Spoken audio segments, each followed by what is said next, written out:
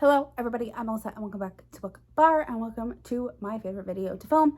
This is my September stats and faves, where I go through all of my wonderful statistics and my 5 favorite books for the month. Yeah, I've decided I'm not going to do honorable mentions anymore just because, I don't know, like, if they fit, they fit, but yeah. I read a total of 34 books in the month of September. Great. It was Battle-a-thon. So I was just trying to help my team out. We're dragons. We were the winners. It was a great time. I read about a total of 13,157 pages. My average page length came out to 387 pages a book about. I read some really long ones. I read some really short ones. That's why I had 9 5-stars, which Battle-a-thon was kind of a, like, reading, like, you got points per star. Like, 5 stars got you the most points. 4, 3, 2, 1. So I tried to pick books that I knew I was gonna love, which I really did. And like a book, like if I like DNF'd a book without DNFing it, like, because I do really want to read it, I just knew it wasn't gonna be a 5 stars, so I put it down. But I read 9 5 stars, 11 4.5 stars, 12 4 stars, and 2 3.5 stars. I read 19 new releases, 14 backlist titles, 2 books that were released in 2022. And then 5 books were physically read, 17 were audio, 2 were audio and physical, and 10 ebooks. I read 7 arcs this month. That's arcs and ALCs, so both. 5 were rereads. I had 5 rereads. 9 books that made me cry. I'm adding that new statistic, and 9 new to me authors. I read 12 contemporary romances. Oh, everything was romance. I didn't read anything else. It was all romance. 12 contemporary romances, 2 fantasy romances, 9 sports romances, which I know you could say are contemporary, but I like to differentiate. 7 small town romances, 2 dark romances, and 2 historical romances. And then now, I mean, that was really fast. I've been really bad about tracking like the pages I read per day. So I could not tell you what my best day and what my worst day were, but yeah. We're just going to go ahead and get into my top 5. Like I said, no honorable mentions, but I do have 3 that are at number 1. Like I couldn't pick just one, so 3, which is kind of 4, but we're going to talk about that when I get there. At number 5, I have Hookshot by Kennedy Ryan. This is the 3rd book in the Hoops series. They're all standalones, interconnected. So Keenan is connected to August from book 1 by being his teammate. He's also connected to Banner from book 2 by being her client. That's his agent. Banner is his agent. And then Lotus is Iris from book 1's cousin. So that is how they are connected. So you do see Iris and August in this one, and then you do see Banner. But like mostly just talking to her on the phone. There's no Jared. So yeah, this could totally be read as a standalone if you wanted to, because I will say book 1 is tough. Yeah, it is tough to get through. This one is also tough because, I mean, you knew from book 1 what had happened to Lotus as a child. And so, but you actually like really learn about it in this one. But it was just, I loved it. Keenan is a single dad and something happens with his daughter. Like the 3rd act conflict just made so much sense. Like normally I'm like, oh God, why? But like this one, it made sense. It really did make sense as to what happened. Yeah. Keenan is a single dad, and his daughter's mother is crazy.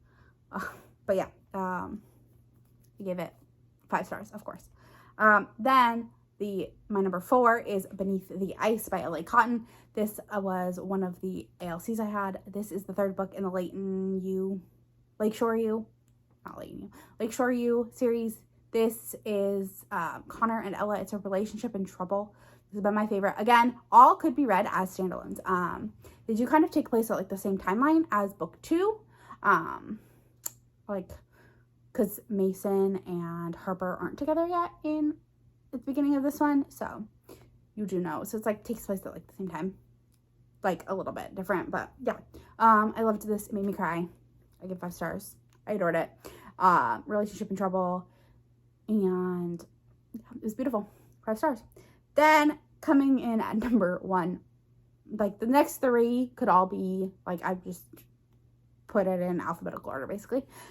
Saving Rain by Kelsey Kingsley. This is a story told from the hero's perspective, all but like 1 chapter.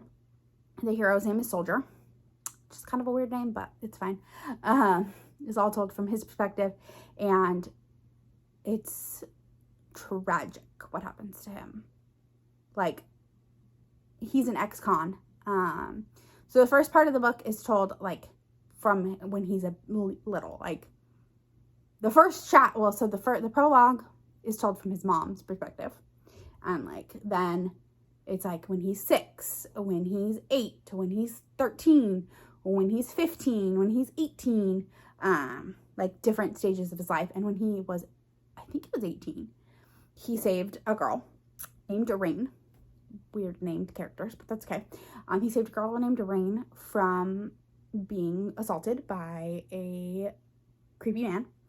And then something happens with Soldier, and he goes to prison.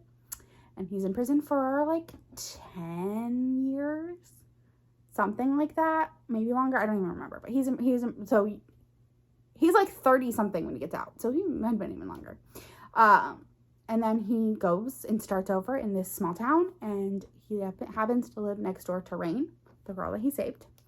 And she is now a single mother, and the town is very wary of Soldier at first, until they learn that he's actually a really good person. I don't want to say why he was in prison, but he was.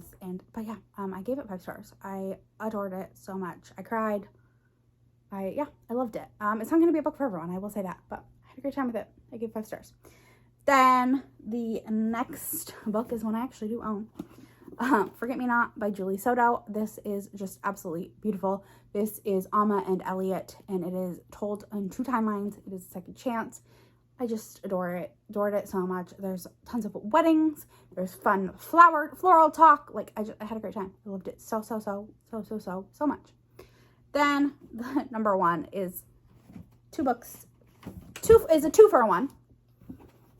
It is The Boys of Tommen, Binding and Keeping 13, books 1 and 2. And this is Shannon and Johnny's story. And Shannon was bullied terribly at her public high school, and so she ends up transferring to Tommen College, which is a private high school where they are big into the sport of rugby. And there she meets Johnny Kavanaugh on the first day of school, and because something happens, and they strike up a relationship and a friendship, and you just learn a lot about what Shannon has gone through in her life. And it's just, I cried like a baby, ugly crying, sobbed my eyeballs out. Absolutely adore the series so much, and I am not mentally prepared to read Saving and Redeeming 6, because that follows Shannon's brother Joey and his girlfriend Aoife. Yeah, I don't know if I'm ready. But yeah, those are my favorites. I could talk about these forever. But yeah, if you made it to the end of this video, leave me a rugby ball, which kind of looks like a football, but it's not, and people always confuse the two. But leave me a rugby ball in the comments if you made it to the end. And don't forget to like, comment, subscribe, all the fun stuff. It really helps me out, and I'll talk to y'all in the next one. Bye!